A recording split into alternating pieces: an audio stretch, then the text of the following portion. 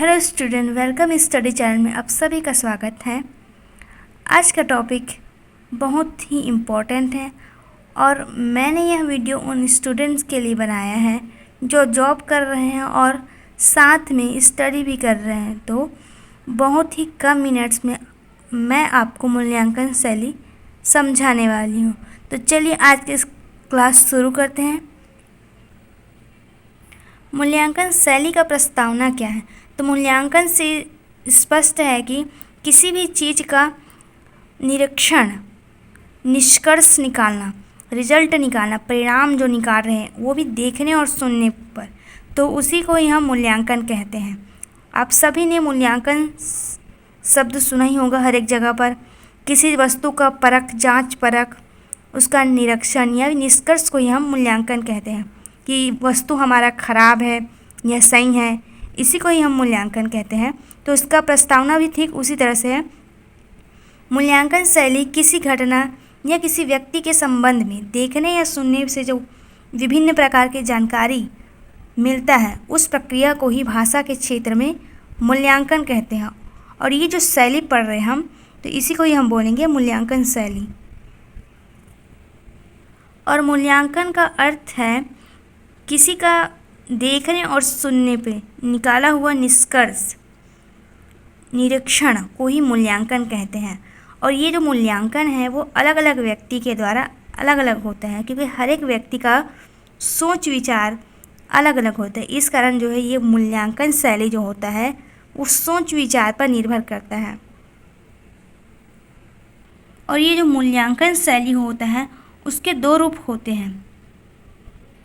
पहला रूप होता है समग्र रूप मूल्यांकन, यानी कि इस मूल्यांकन में किसी भी वस्तु का पूरा संपूर्ण आपको निरीक्षण देना होगा, यानी कि उस वस्तु का गुण भी बताना होगा, दोष भी बताना होगा, उसका उपयोग कहाँ कहाँ हो रहा है इसको बताना होगा, कहाँ पे इस वस्तु का लाभ ज़्यादा हो रहा है, कहाँ पे हानि हो रहा है, इन सब आदि चीज़ों की जानकारी आपको देना होगा समग्र रूप मूल्यांकन में। तो इस प्रकार के मूल्यांकन को ही हम बोलेंगे समग्र रूप मूल्यांकन। उदाहरण के लिए है, भारत की राष्ट्रीय आय पर समग्र मूल्यांकन किया जाता है। और मूल्यांकन शैली का दूसरा रूप जो है खंड रूप।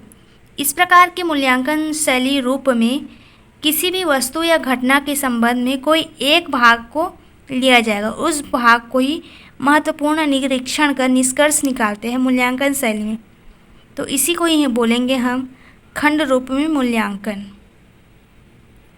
इसका उदाहरण है हमारे नगर के नवयुवकों को जवाहर योजना से लाभ पहुंचाना, यानी कि इसका उद्देश्य है, इसका जो योजना निकाला गया है उसमें केवल और केवल नवयुवक को ही लाभ होगा। तो इस प्रकार के नवयुवक के लिए ही मूल्यांकन किया जाएगा। फिर है मूल्यांकन शैली की कौन कौन सी विशेषता है, इसको पढ़ेंगे।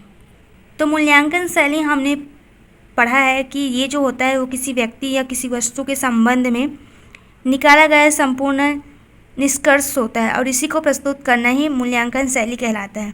तो इसमें किसी वस्तु या व्यक्ति के घटना के संबंध में निष्कर्ष प्रस्तुत किया जाता है। मूल्यांकन शैली जो है वो अपने आँखों से देखा जाने वाला मूल्यांकन को ही निष्कर्ष दिया जाता है। फिर है इसमें मिश्र वाक्य का प्रयोग किया जाता है, यानी कि मूल्यांकन शैली में सरल भाषा का उपयोग, सरल वाक्य का उपयोग बिल्कुल नहीं होता। इनमें अलग अलग निरीक्षण को हमें संपूर्ण और गंभीरतापूर्वक निकालना होता है निष्कर्ष इसका। तो इस निष्कर्ष को हम मिश्र वाक्य में प्रयोग करके निकालते हैं। तो इस तरह से मूल्यांकन शैली की विशेषता में मिश्र वाक्य का प्रयोग किया जाता है। फिर हमने पढ़ा था कि मूल्यांकन शैली जो है किसी वस्तु या किसी व्यक्ति के गुण या दोष, लाभ हानि के आधार पर मूल्यांकन दिया जाता है।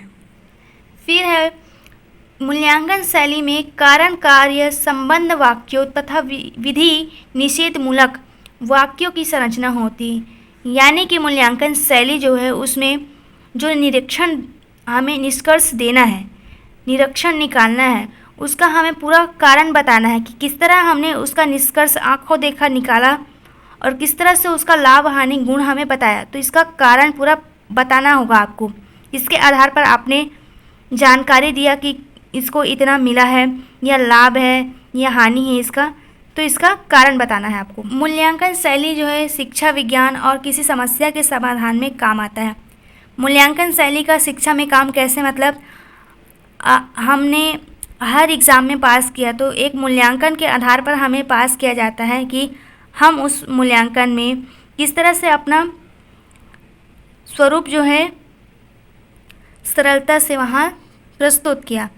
विज्ञान के क्षेत्र में भी मूल्यांकन किया जाता है। किसी भी उपकरण का जब आविष्कार करते हैं तो उसमें उस उपकरण का लाभ कहाँ पे है, हानि कहाँ पे है, इसके लिए साथ ही साथ कुछ समस्याओं को सुलझाने के लिए मूल्यांकन शैली का उपयोग करते हैं निरीक्षण के आधार पर।